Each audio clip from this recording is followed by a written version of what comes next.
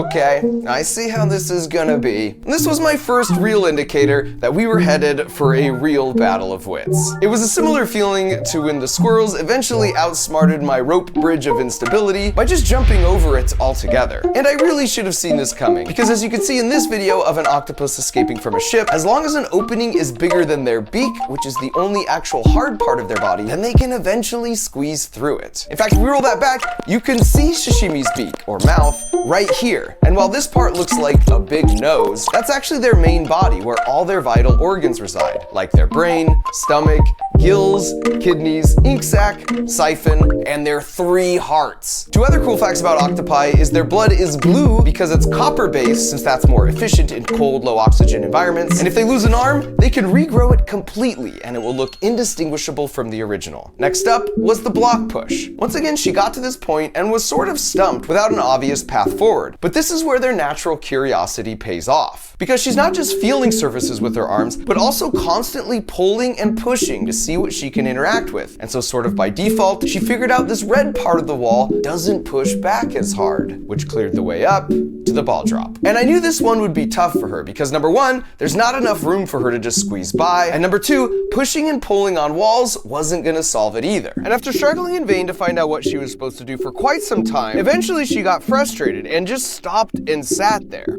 almost like she was processing all the data she just gathered. And this was the moment I knew for sure I was in over my head.